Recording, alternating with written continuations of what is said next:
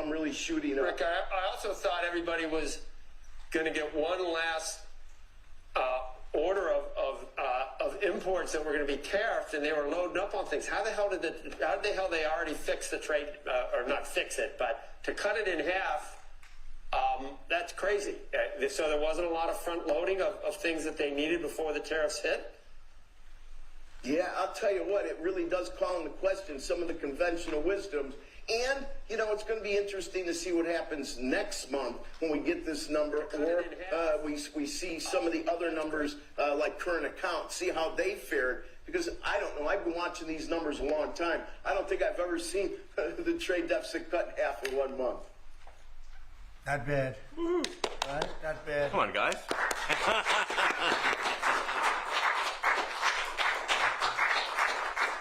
Yeah. I see Howard and Scott are here, so it's great.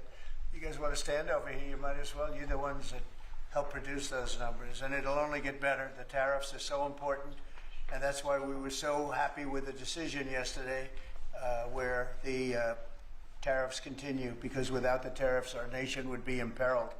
We would really be imperiled. I think I can say that with great surety, Scott and Howard. And so we were very happy to get that decision, that big decision yesterday. And today it's about a man named Elon, and he's one of the greatest business leaders and innovators the world has ever produced. He stepped forward to put his very great talents into the service of our nation, and we appreciate it. And I just want to say that Elon has worked tirelessly helping lead the most sweeping and consequential government reform program in generations. And you know the kinds of things that he's found and his people have found. He's brought a group of very smart people in, and they found things that are pretty unbelievable.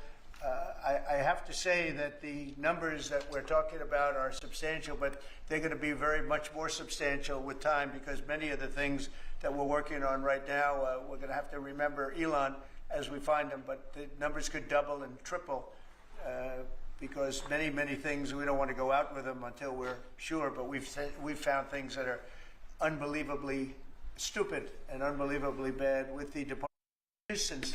Okay, we're going to skip ahead a little bit just because we all know how Trump talks now.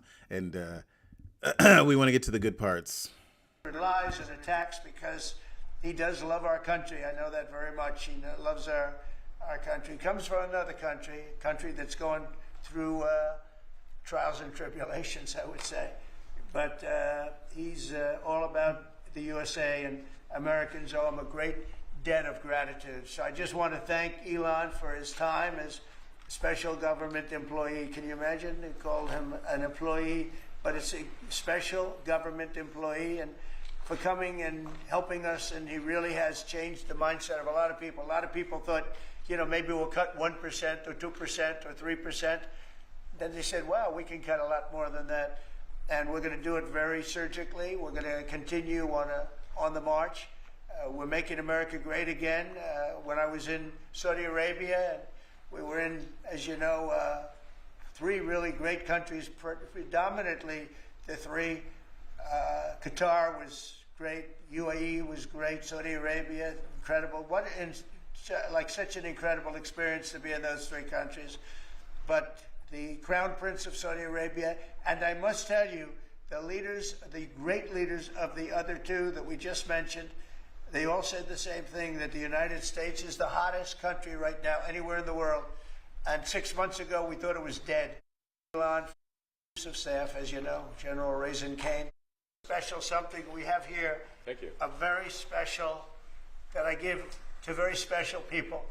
I have given it to some, but it goes to very special people, and I thought I'd give it to Elon as a presentation from our country. Thank you. Thank you, Elon. Thank you. Take care of yourself. Thank you. You see the lock. The lock on this is amazing. That's right. Large lot. Well, let me say perhaps a few words that this is not the end of DOGE, but really the beginning. My time as a special government employee necessarily had to end. It was a limited time thing. It's 134 days, I believe, which ends in a few days. So that you know, it comes with a time limit. But the DOGE team will only grow stronger over time. the Doge influence will only go stronger. It's I liken it to sort of Buddhism. It's like a way of life. So it is permeating throughout the government, and I'm confident that over time we'll see $1 trillion of savings and a reduction in $1 trillion of waste and fraud reduction. The calculations of the Doge team thus far, in terms of an FY25 to FY26 delta, are over 160 billion, and that's climbing. We expect that number will probably go over 200 billion soon. So I think the Doge team is doing an incredible job. They're going to continue doing an incredible job, and I'll continue to be visiting here and be a friend and advisor to the president. And I look forward to times being back in this amazing room. By the way, isn't this incredible? Look at this incredible. It's stunning. I think the way that the Oval Office, how the president has just completely redone the Oval Office. It's beautiful. I love the gold on the ceiling. Thank you. It's pretty nice. Yeah. So there's Elon Musk and Trump, and that they're bosom buddies and all that. So absolutely fantastic. I'm just gonna let this play in the background while we talk about it. They're so goofy together. They're like it's like long lost brothers or something, but they're not the same age, so you couldn't say that. But as Elon has said, the media is going absolutely crazy because we live in a time when the media is only trying to say bad things about Trump, which is the most frustrating thing in the world to me as someone who appreciates, understands what Trump is trying to do. And then I have to go out and interact with people who are actually completely convinced of the things that the media has said. And this is the number one trick that the media has used. The Obamas have used. This is the number one trick that the Democrats have used. It's absolutely insane to get people to believe their nonsense. And it's the racism hoax. It's the hoax that racism is, oh my God, the biggest boogeyman of all time, and everybody's going to die. And everybody's racist that works with Trump, and therefore you can't trust Trump, and he's going to kill you, and nothing good is going to come from Trump. It's absolutely ridiculous. It's absolute nonsense. And it drives me crazy because when it comes to a Democrat candidate, when it comes to a Democrat politician, people, oh yeah, I know he's crooked, but.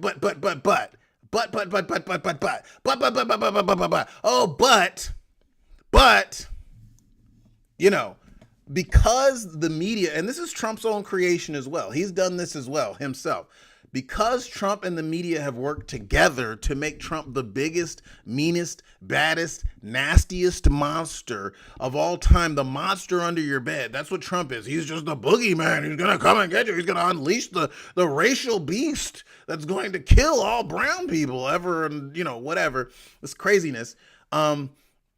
Because of this monster that Trump has created through being a master of the media has backed themselves into a complete corner where they're now admitting, they're admitting that Joe Biden was completely incompetent, completely incapable, completely out of it the 4 years that he was in office and probably prior to that. And now he has cancer and the auto pen nonsense. They have completely discredited themselves. But even when I still talk to people, even though the media has been completely discredited, even though Donald Trump is winning, even though his presidency is far more successful than Barack Obama's presidencies in the first 140 days, even though that's what's going on, people have still been tricked and connived and convinced that they cannot like Donald Trump, and he is bad. And he is so bad because, well, he's a slob, and he's a pig, and he's a jerk, and he's mean, and he's self-centered, and he's selfish, and he's dude, name one president that made it all the way to the White House that was not a selfish prick. Name one, dude. You cannot name one. But the magic of the media is to convince people that, oh no, all those other guys, they were good, and they understood how to be good people and draw inside, color inside the lines, and be nice men.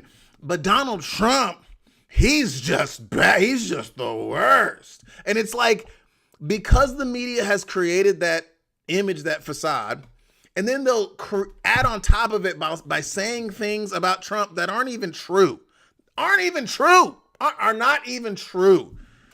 They have convinced people that Trump is just this guy who runs around slapping everybody and calling everybody names, and everybody hates him, and they work for him but they hate him, and he just throws money around, and it's absolutely absurd. And it's because the media will never show you a full Oval Office interview. They will never show you a full Oval Office press conference. And they didn't show it to you starting with Biden.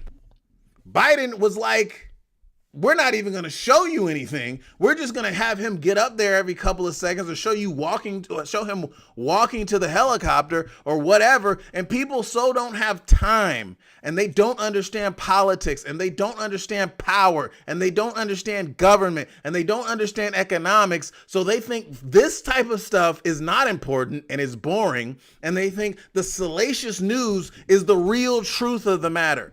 If this man was so bad, he would not be able to go to Saudi Arabia, Qatar, and all these Middle Eastern countries and come back home with guarantees of $14 trillion in investment. Okay?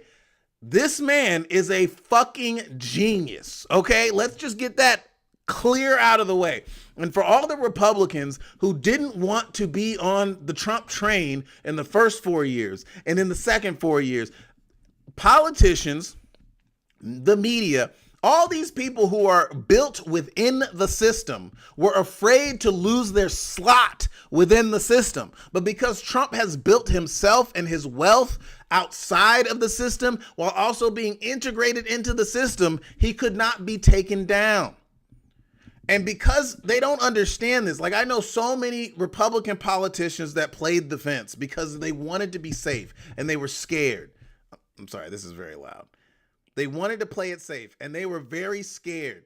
They were very scared when Donald Trump was getting indicted. They were very scared when Donald Trump lost on January 6th. He had to leave on January 20th in shame and disgrace. And all I was thinking, because I have read The Art of the Deal, because I know Trump's history, because I know what Trump has done, I understand that this is all part of Trump's story.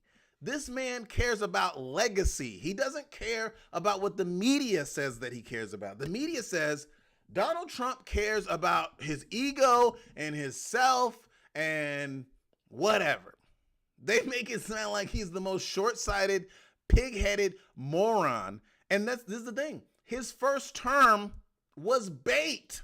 If people don't see that by now, they don't understand the Trump game. They don't understand Trump's strategy. They don't understand the Machiavellian nature of Trump.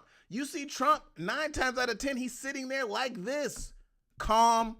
He doesn't have to say much of anything now in his second term. And he doesn't. Why? Because most of the things that he needed to say were setups. If you look back and you think back to his first term, he ran for office. He did the rallies. He said all the things. He, became the infamous figure. And then he won. And then he won the presidency and got in there. And then when he was president, he continued the presidential reality show. He continued to say things and throw things around and whatever. The two things that he did in his first term that made people want him back again was he made the economy strong and he gave everybody tax cuts. Those are the two things that, because this man understands money, obviously he understands the money system. He knew how to give people a certain amount of relief and a certain amount of optimism, where when Biden got in, they were yearning for that. The problem is that people didn't know that it was coming from Trump. They thought, because the media kept playing the stupid game in Trump's first term, if you recall, all that's Obama's stuff. That's all coming from Obama's terms. That's like the aftermath of Obama's economic policies. Any economic relief or anything that's going up right now, that's Obama, which is absolute nonsense, because you could look at the charts and see when Obama left, when Trump left, you could see it, but the media lied.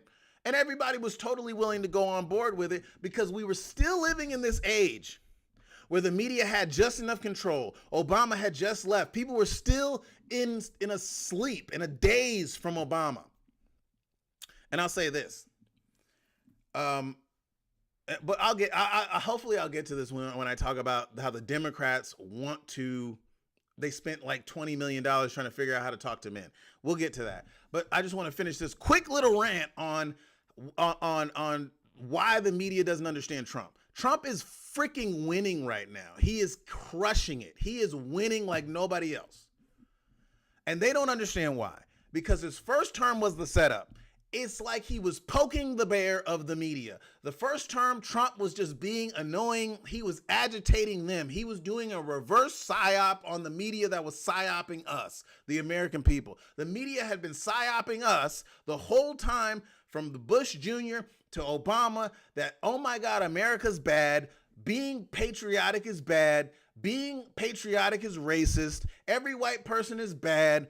That's when all that stuff started coming in, because it was the media takeover, and the media was bought up by the Chinese. It was bought up by all these other countries. Europe was having a field day because they don't like us anyway. Europe is extremely jealous of America's ability to do things that they could never do because they're old. Their feuds are old. Their feuds are thousands of years old. We're brand new. We don't have any of the baggage that Europe has. So Europe is constantly jealous of us about how we don't have the baggage. We can just get stuff done. So the whole world, after 9/11 and after Obama got in and Obama did his, apology tour to the whole world. He went to Japan and bowed down to the Japanese prime minister and said, "Oh, we're so sorry for dropping the bomb on you." The whole world was happy, glad, and content that America had been humbled and humiliated. But when Trump got into office, they continued that game. The media continued to say, "Oh, the world hates us, and we're so humiliated because we have a clown in the White House." And Trump is a clown. Let us not play any games about it. Trump is a clown. Trump can play the clown. He can play the archetype of a clown. But that was done on purpose. Trump's not an idiot. He's a genius. Oh my God, everybody looks at us and they laugh. We're so embarrassed. But then when when Obama had his third term and Biden was placed there, we are now learning that there was a shadow cabinet that involved Obama and Hillary Clinton and all these DNC insiders and Democrats and all these. We know that now. That is coming out now. Trump. And listen. I was paying very close attention. I read the national security documents on cybersecurity and the integrity of the elections that came out in June of 2020. And they had already known that the elections were going to be very insecure. So I read that document that came out from Admiral Nakamoto, or whatever his name was, who was the chief cybersecurity guy, General Nakasami. That's what his name is. You can look it up. And he said, the elections are going to be compromised. This report came across Donald Trump's desk. So Donald Trump, I'm sure, was very aware of it. But we also recall that in Trump's first term, there was nothing but neocons and swamp creatures and rats and filthy scum in his administration. His first administration was a demonstration to the American people about how absolutely corrupt this system is. Elon Musk's DOGE is a continuation of this story and this narrative and this storyline. You cannot move and turn a ship around on a dime. America and the minds of the American people have got to be convinced over time through demonstration. The American people are not stupid, but as a whole and a collective, we don't make quick and snappy decisions. We do not. The only times we do that is Pearl Harbor and 9/11. Other than that, we do not make quick and snappy decisions, okay? We think about things, we're very thoughtful, and things take 5 to 10 to 20 years to actually go through their course, and we're talking about a complete cultural change. Trump is a cultural change. And so when Biden was allowed to get in, when Biden was placed in there, this was coordinated by many different governments, as well as the Democratic Party, and the media coordinated to put Biden in office.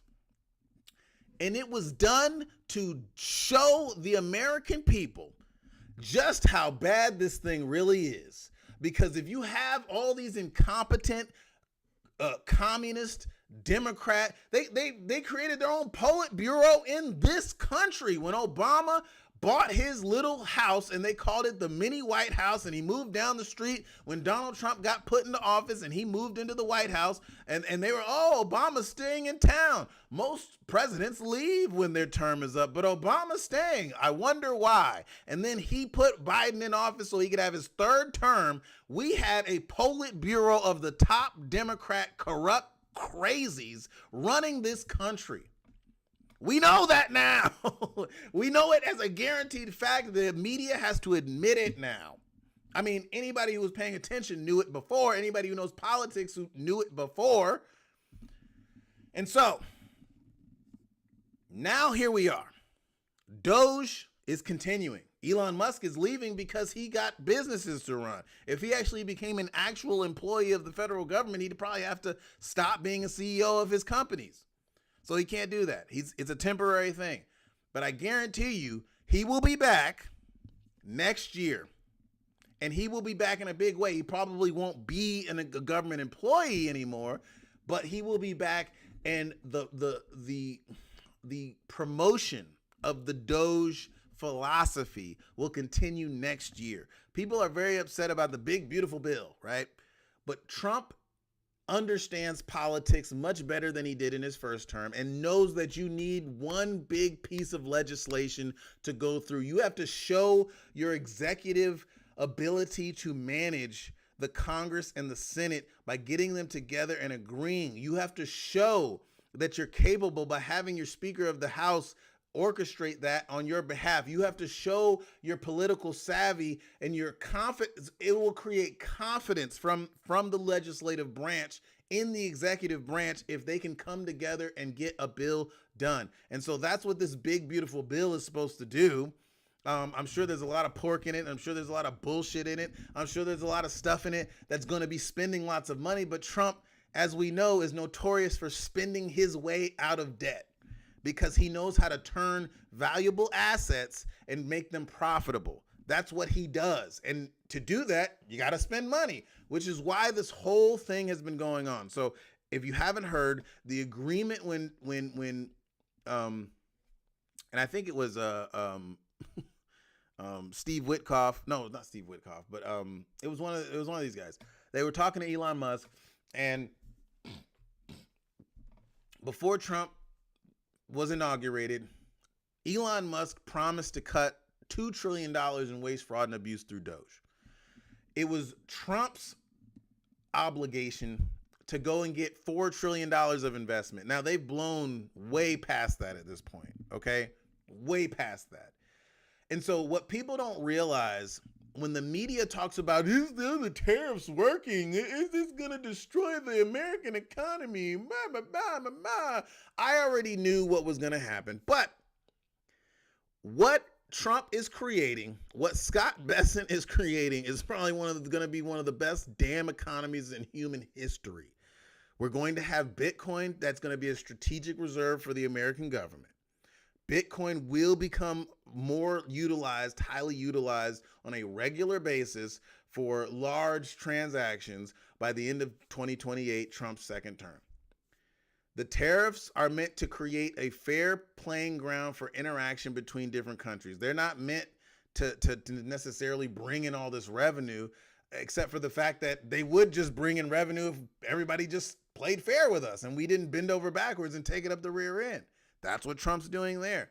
But additionally, the investment that Trump is getting, the $14 trillion from the Middle East, the $4 trillion from these people, the Singaporean chip makers, and all these other people that are investing billions of dollars, this is going to create a booming economy that from the top down is going to give everybody this amazing quality of life that we've never even experienced before.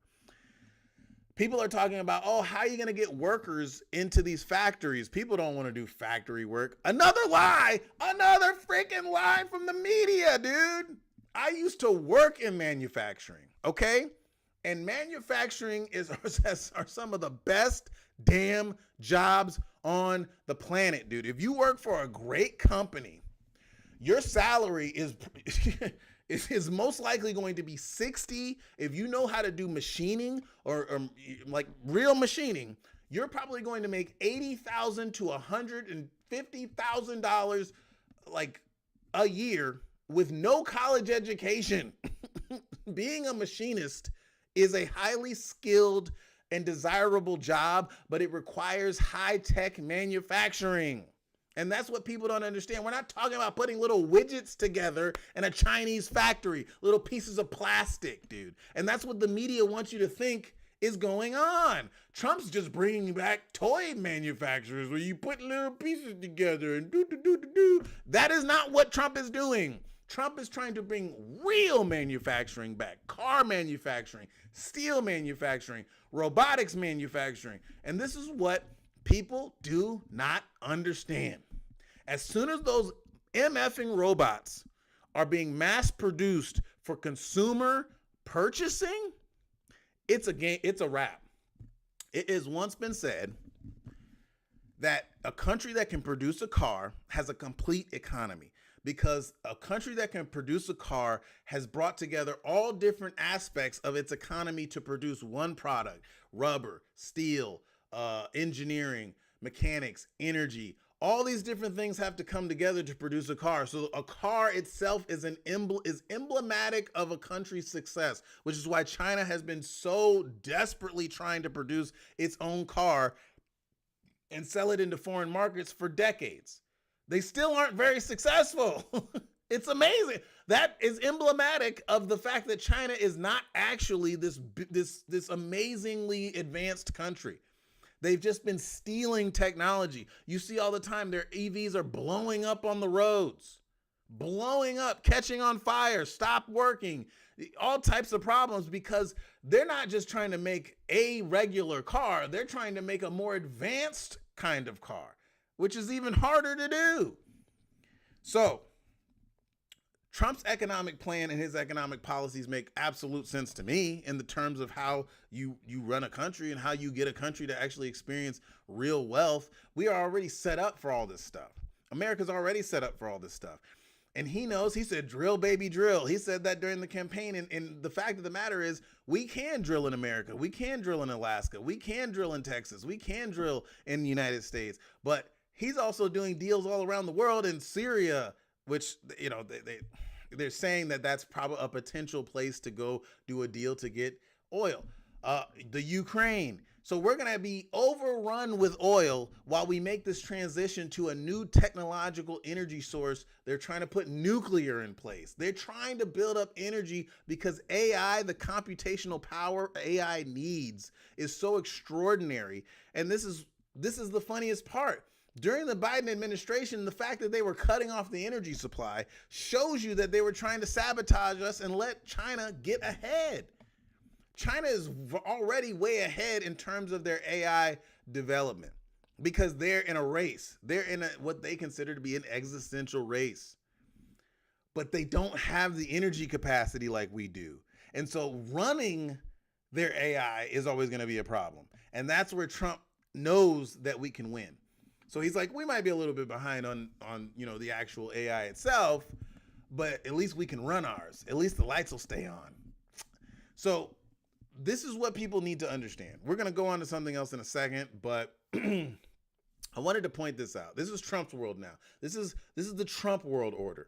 The things that are going on with Putin, I'm sure Trump is really pissed off about, because Putin is, and I get it, dude. Putin has been around for 7 presidents or whatever. You know, I'm exaggerating. He's only been around for 1, 2, 3,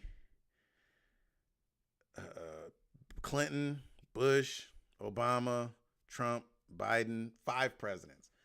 Okay, so Putin's been around for 5 presidents. I was close to 7. It's very close. So he's kind of jaded, okay? And for one man to try to keep Russia together is almost a monumental feat, okay? Putin is the strong man that keeps it together.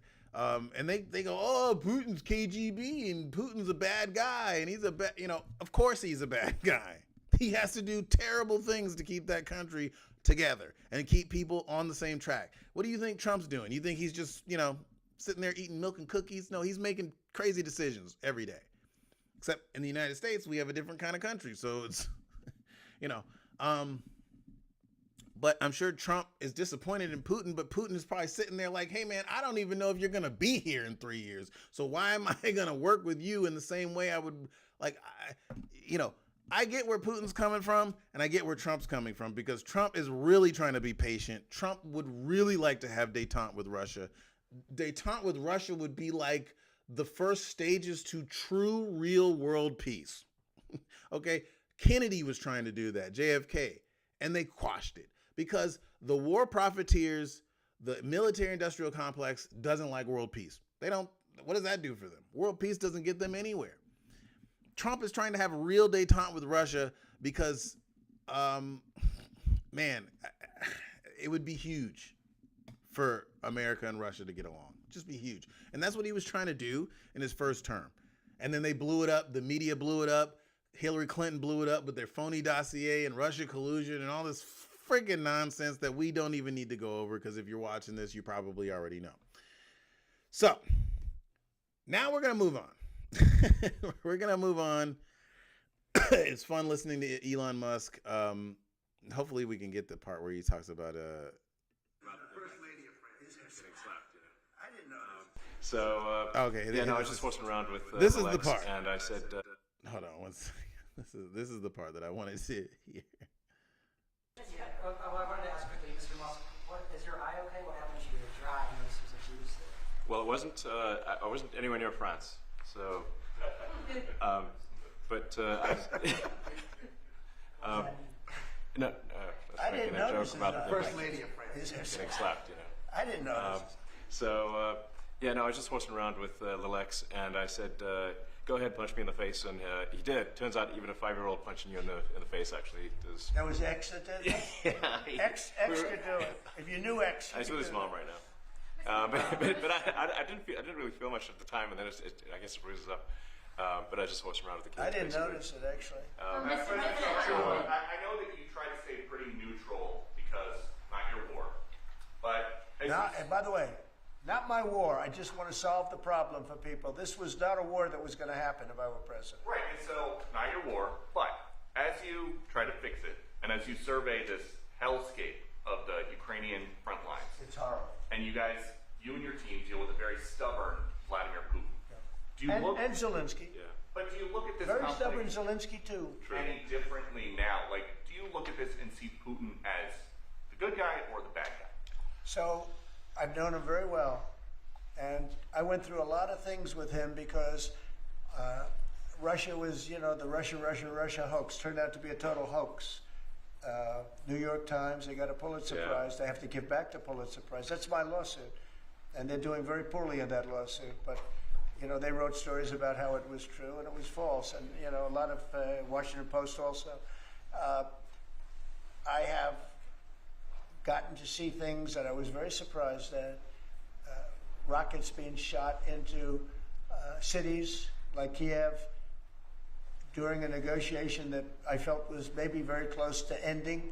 We were going to solve a problem, and then all of a sudden rockets got shot into a couple of cities and people died. I saw things that I was surprised at. So, and I don't like being surprised. So I'm very disappointed in that way. With that being said, I'd like to see it end. 5,000 people, I think the number's even more than that, but 5,000 people a week are being killed. Mostly soldiers, but also people that live in little cities and towns throughout Ukraine. And I'd like to see that stop. And I asked Caroline this yesterday, but I want to ask you directly. So many of the things that you're trying to do are held up in court right now.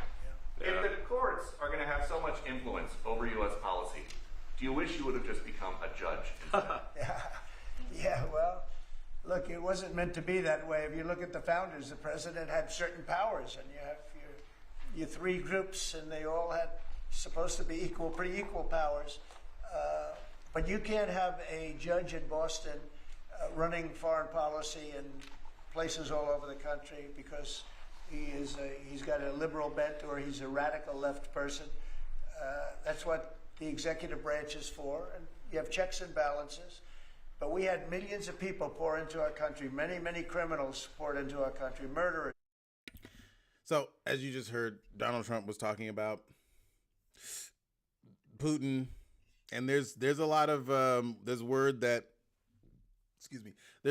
Putin is not ordering these strikes, and he doesn't necessarily have tons of control over this because there are people just like in this country that are pressuring Trump to do things that he doesn't want to do. Putin has people pressuring him to do things that he doesn't want to do. Otherwise, he'll be removed or he'll be pressured. You know, like a king on the throne has to do things that they may not want to do all the time to maintain that position of power. And sometimes in the world of Machiavellian politics, there's certain things that don't always look like what they are. Things are not always what they seem, okay?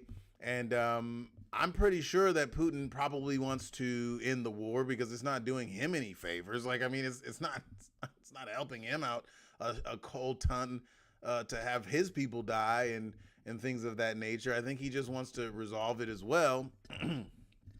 But at the same time, he's probably getting a lot of pressure, and he's probably trying to remain relevant in a world that's quickly being swallowed up by Trumpism.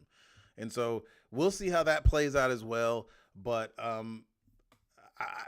wanted to get to Macron, but I think my time is up, and I'll probably get back to this at some other time. But thank you guys for watching. I'm going to end the stream. I'll be back later, and we'll talk more about it. Thanks for watching. Black Rant out.